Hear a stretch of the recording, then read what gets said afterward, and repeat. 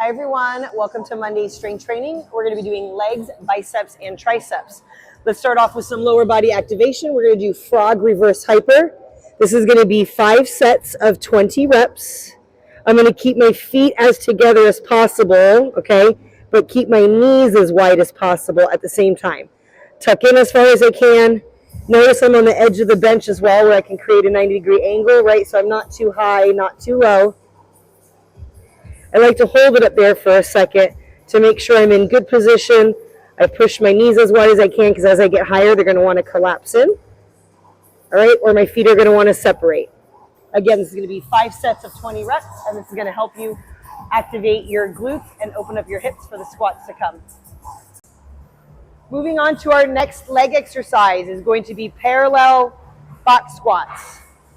So looking for the hip crease to pass the knee. All right, so I'm clear on this one, and I want to make sure I'm in the same path. All right, I don't deviate, and I'll show you what I mean now. If I did this in a regular squat, I would fall backwards. So you need to pretend like there is no box underneath you.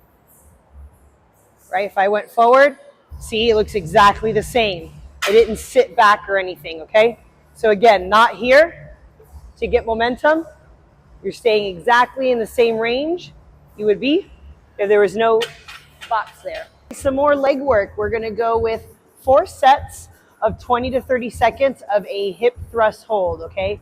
So I'm going to make sure I keep neutral, and when I come up, I'm going to over-exaggerate that neutral, all right? I want a mirror image with this leg, all right? If I end up feeling this in my lower back, if I tuck this in, it'll most likely relieve the discomfort there. Okay, so this would be easier and would allow the glutes to work. This would be harder and a little bit more demanding throughout your core and lower back. If that's easy, then you can grab a dumbbell, right? I'm going to switch legs. I'm going to put it on that hip where I'm holding up. Notice my back is nice and straight. I'm not arching my back or tucking my butt too much. I have a straight line from my pelvic or my pubic bone to the bridge of my neck there. Again, just holding that nice and steady, making sure my hips aren't swaying.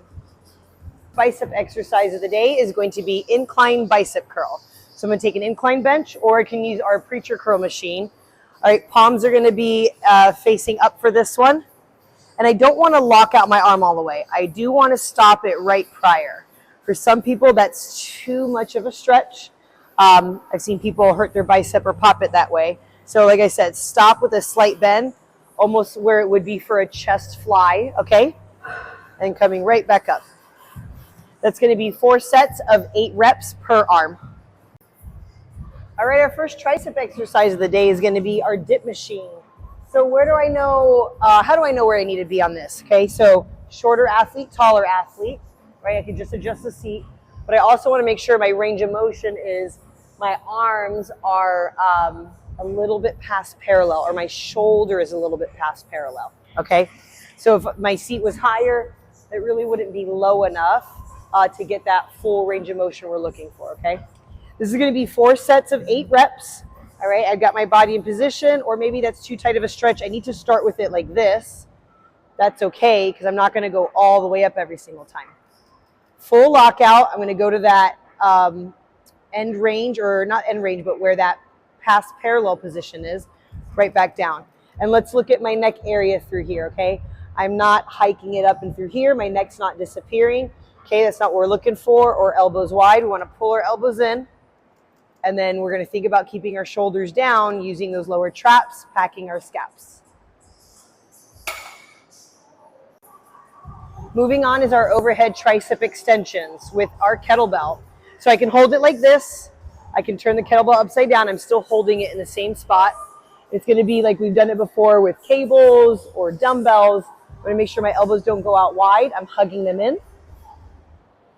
I'm going to make sure I pass that parallel position, right? So this would be past parallel for sure. That would not be past parallel. I want to make sure I find that or feel that. I could be in front of the mirror for a few reps if I need to, in case I don't know what that feels like. This is going to be 4 sets of 8 reps. And of course, remember not to shrug, right? Disappear into your neck. Pull those traps down.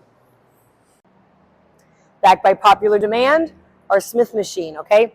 So I want to just go over to make sure that we know the barbell's not going to sit on our back like a normal squat. For this one, we are going to come forward. We're going to lean into the bar like I'm going to lean into a wall behind me, okay? So I've got that in place. It's going to sit right above my shoulder blade bones, all right? You'll feel them as you kind of put that bar up and down. Boom, it's sitting right on top of it like a shelf. We're going to go closed stance again. All right, we're going to pass parallel just a few inches. Notice I'm straight up and straight down. I didn't push my butt forward and I didn't push my butt back at any point throughout the lift. I almost feel like I'm sitting against a wall while I'm in this position. Right? This is going to be 4 sets of about 8 to 10 reps.